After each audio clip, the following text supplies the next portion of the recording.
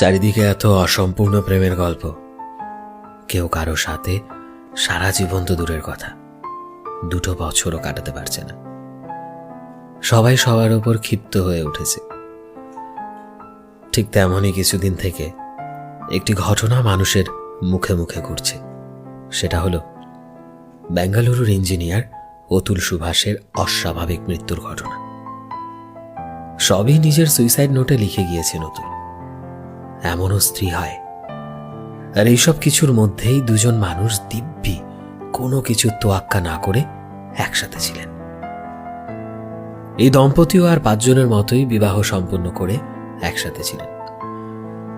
এমনকি বিবেক পাঙ্গিনীর brain tumour ধরা পড়ার পরও একইভাবে ওনারা ছিলেন।